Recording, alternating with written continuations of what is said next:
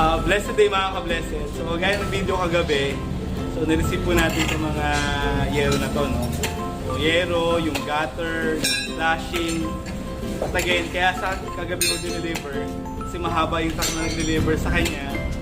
Then at the same time, yun nga, yung truck ban,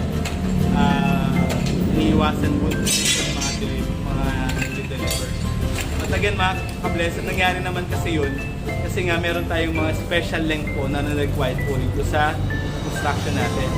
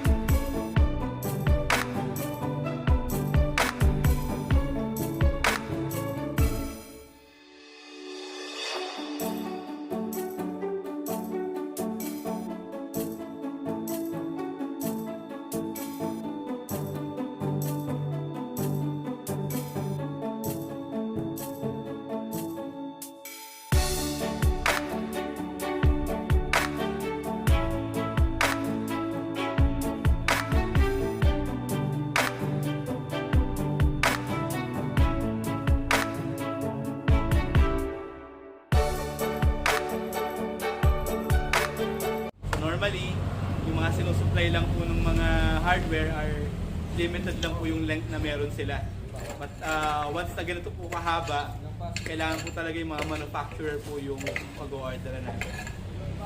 But before, siguro bago kayo elaborate pa yung mga iba pang advantage po nun, ito po, patulong muna tayo sa kapatid ko, sa Jesus, para sukatin yung, or i-double check yung mga area, at specification in order natin ka.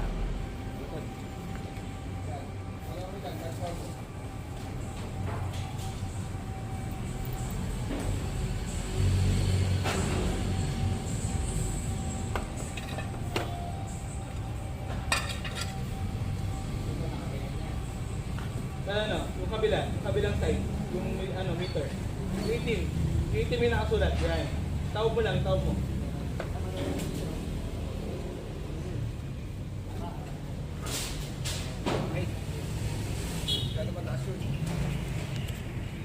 So, ito mga ka-blessed, no?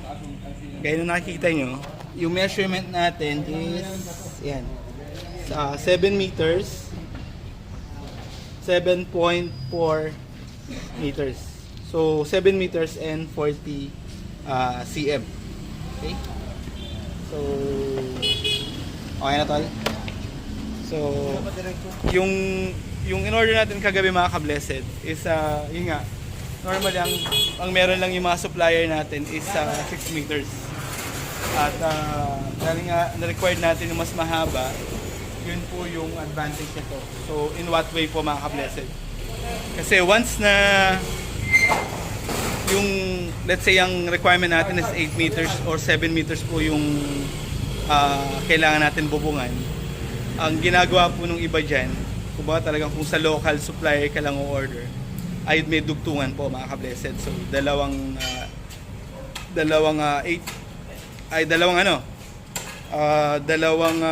6 meters gano'n. Pero hahatiin po yan mga ka-blessed, di ba? So let's say na yung available sa hardware po natin ay yun nga, normally, ang sinusupply lang po nila is nasa mga 4 meters. Ganyan, 4, 6. Pero po yung mga special length po, hindi po sila i-stock po sa mga hardware. So we decided na kumuha po talaga sa manufacturer. Kasi po pag may dugtungan mga ka-blessed, may i-overlap ka dyan sa yero eh. So pag nag-overlap ka sa yero, kinain yung yero na napatungan, yan, napatungan niya, tapos syempre yung part na yun, binayaran mo yun. Which is hindi naman halos magagamit kasi nga naka-overlap lang yung panibagong yero. Parang syempre nakapatong po yung yero natin na gano'n, naka-overlap po yan. So mangyayari, dagdag gastos sa material cost. Ngayon, pag in-install din, syempre nga naman dalawa yung i-install ng mga laborer. So it also adds up to the labor cost din po. So kumbaga, then apparently po mga ka-blessed, once na may mga dugtungan, lalo na kapag sa mga bubong, yan po yung pinaka-crucial na area. Kasi nga naman, dyan nagkakaroon ng leak, dyan nagkakaroon ng mga uninstalled na area. Siyempre nga naman kasi may mga dugtong eh. So, crucial po yan. So, in a way, yung bubong natin magkaroon ng issue or magka-problema. So, once na long span lang po siya, isahan lang. So, yung solidity niya, mga ka-blessed, hindi siya dugtungan, isang diretso lang po siya. So, eventually, makaka-less ka ng cost. Yung labor din natin, mapapadali dahil isang latag lang. Then, pangatlo, the third one, yun nga, yung strength, tsaka yung security ng ceiling natin. Nakasalalay din po doon. So, itong mga ka-blessed, itong mga yero na to, ito po yung tinatawag na pre-coated. Okay? So, naka-powder coat po ito. So, itong mga yero naman, ito yung mga tinatawag na GI pipe. Ay, GI pipe po yun. Tubo yun.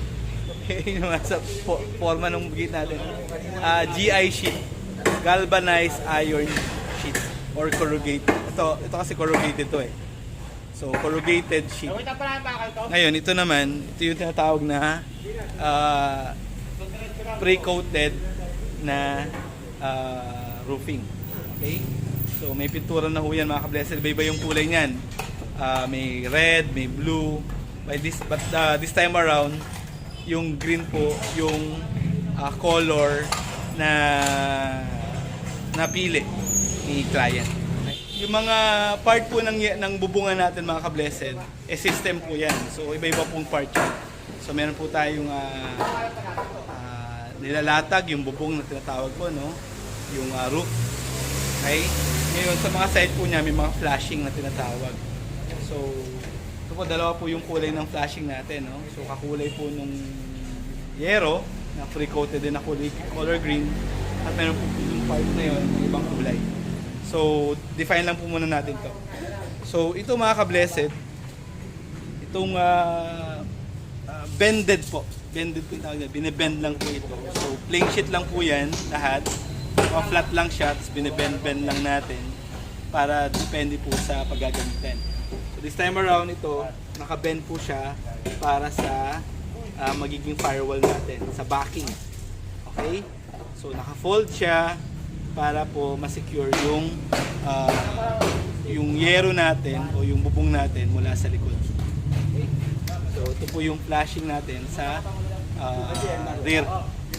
rear side. Okay? Then, ito mga ka-blessed, itong part naman na to is gagamitin po sa flashing natin dun sa left side, dun sa may bandang likod. So as we go on, as we install this one, i-explain po namin sa inyo or papakita po natin.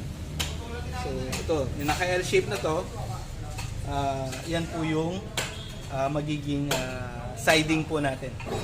Okay? Na flashing natin. And ito po mga ka-blessed, dahil nga we do have options po, no?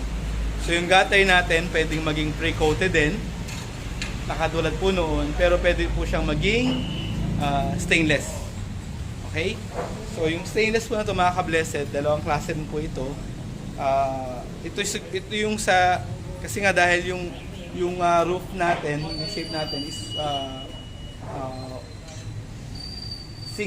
single flow lang po siya, o linto roof, yung tawag po sa system na ginamit po natin. Isa lang yung flow nung tubig. Okay? Ayun, kapag pa-triangle po yun, mga ka-blessed, dos aguas po yung tawag doon. Dos aguas. So, yung mga engineering term po yan. No? So, pag naka-triangle po, pag nakaganap yan. Dos aguas po yan. Pero pag isa lang, linto roof lang. So, one way lang po yung flow ng tubig natin. Okay? Ngayon, sa kabilang side na yun, mga ka-blessed, yung sa kabilang side na tago, yun po gagamitin natin, yung pre-coated. Then, yung sa may side naman po dito na expose, ayan po, yan, yung part na yan. Dito kasi, pinaka-facade po niya sa road, ito po yung gagamitin natin na fascia or flashing. Flashing. Fascia po, okay, sige. So, yan. Naka-shape, naka-bend din po siya accordingly para, ito po, stainless po yan, no? Para mag-match po siya dun sa color po nitong, sa shape po nitong material nitong kabila, na ito po yung totally magiging gutter natin. Okay? Para lahat po ng mga sa exposed side, di ba? Puro po stainless. So, yan, naka-bend din po yan. Pero technically, hindi po siya magre-receive po ng rainwater. So, ito na po yung gutter natin. Okay. So, yan po yung mga tinatawag na Spanish gutter po. Siguro, research natin kung bakit tinawag na Spanish. Di ba pwedeng Filipino gutter or diba? Or French gutter, ganun. Parang Spanish bread na, parang ginutom tuloy ako, mga ka-blessed. So ito, naka-bend po siya, may mga measurement po yan, mga bending niya na yan. So ayan, may sukat po yan, 1 inch, 2.5 inches, diba? 1 inch ulit, 1 inch, tapos yung bend po na yan. Makita nyo, may mga marking pa yan, binibend po ng mga bender yan. Yan. So, this gutter po, mga ka-blessed, are made of stainless steel. So, dalawa, parehas lang naman. Kumbaga, although yung functionality natin, kapag ginamit natin siguro yung pre-coated, ganito rin naman magiging shape niya. Kaya lang, syempre, once sa stainless, yung long lasting and yun nga, yung lifetime functionality niya, di ba? Kumbaga, yung lifespan, yan yung lifespan niya compare sa pre-coated. Siguro yung pre-coated natin would last for mga 10 years, but this stainless gutter, so nga, normally lagi talaga may tubig, will last up to 20 to 25 years. Okay? Medyo pricing nga lang ako. Okay? So, as we go on, mga ka-blessed, yun nga, na from the delivery to the storage to the installation, and we will document po ito para makita nyo po. Anyway, or naka-uniform sila kanina. Hindi, biro lang. Naka-uniform sila kanina, kaya lang sobrang init nung araw, nagpalit naman sila, mahirap nung kasi matuyuan sila ng pawis. So ngayon, ginagawa natin, mga ka-blessed, ito na yung paglalagay ng, pag-umpisa na tayo sa process o step by step process ng paglalagay ng bubong. Mga pansin nyo, mga ka-blessed, yung tapon ng tubig natin, puro papunta ron. So yung gutter natin, na pangsalo mismo ng tubig, ito yun. Yan. Doon ipopwesto. So itong pinaka-exposed gutter natin dito, parang accent gutter lang siya. So Although same siya ng orientation ng kabila, yun pa rin yung magiging shape niya. Okay? So, ito mga ka-blessed, i-enclose natin yung gutter natin. Siyempre, yung kabilang side ma-expose dito sa may side natin.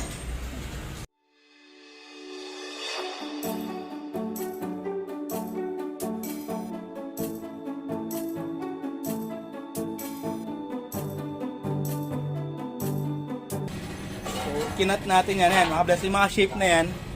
So, para hindi mo siya makukortehan ng biglaan. So, kailangan talaga small portion by portion.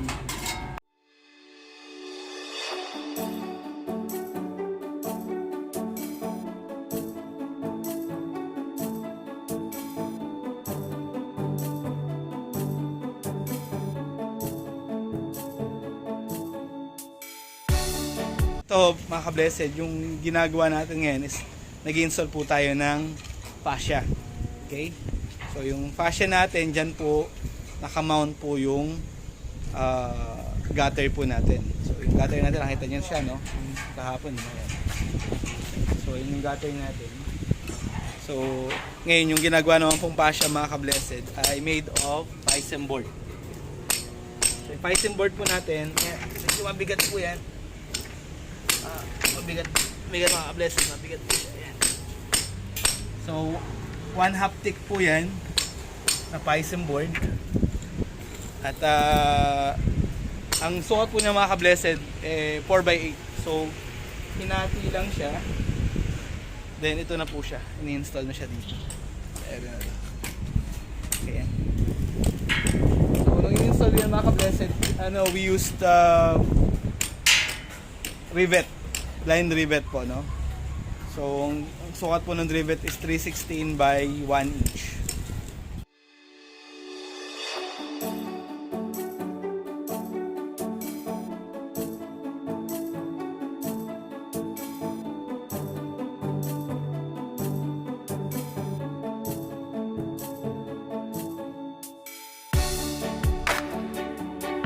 Meron tayong nakalatag na tansi. So yung nylon monoline, para yun po yung maging guide natin na diretso yung nilalagay nating fascia. Okay?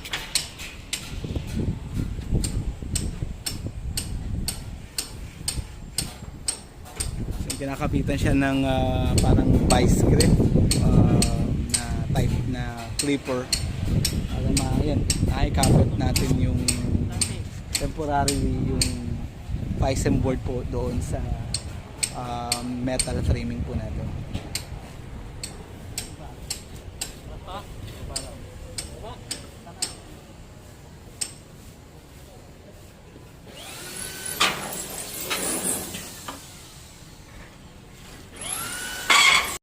Nakabit na po natin yung unang gatay natin na made of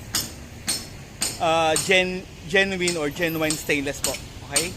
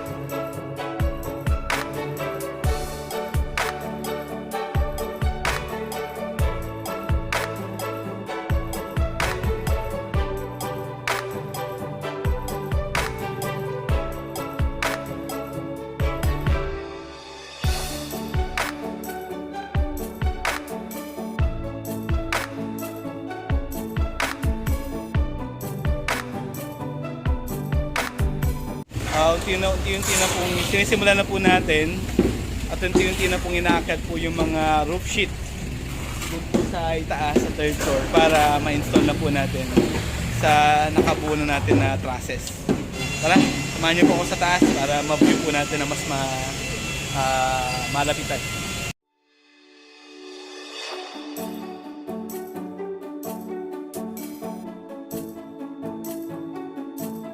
Yan, tinali po natin dito. Kaya lang ito magkabilang dulo. Doon. So, maliliit lang ho na butas yan mga ka-blessed syempre dahil yero po ito. Kailangan sensitive doon sa mga butas. So we'll make sure po na matagpian natin yan or malagyan ng pinaka sealer or sealant. Okay. So pangalawa lang po yan mga ka-blessed na naiangat natin na yero. Okay. So ito po yung mga nakasetup po na setup na po ito na trusses natin, yung mga framing. Yan. So we're all set po.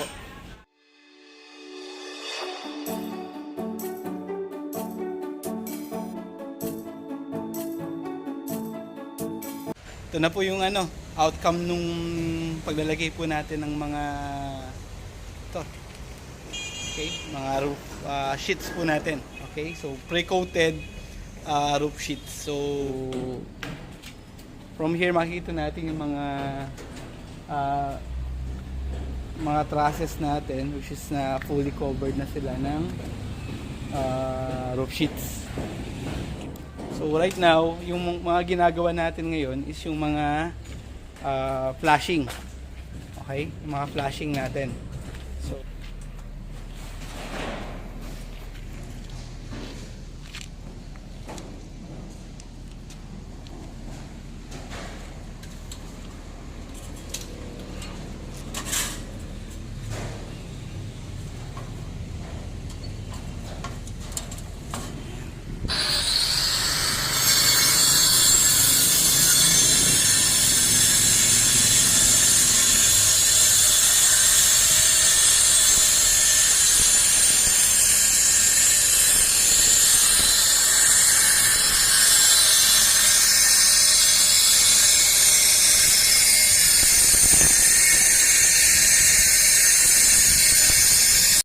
So we're here mga ka-blessed, no? At nakita natin na ito kinagrind po natin o inilaliningan natin yung pinaka firewall natin kasi po yung pinaka flashing natin na naka-lean dun sa may firewall, kailangan po ito yung nakabaon. So ibabaon po ito para at least pag umulan, dumaan yung tubig sa firewall ay eventually hindi siya dadaan or papasok dun sa ating mga yero. Okay po. Then nakikita nyo naman po dito mga ka-blessed, no? Lahat po na, ito po yung kinabit natin or install natin yung mga rib type po na bubong using tex screw.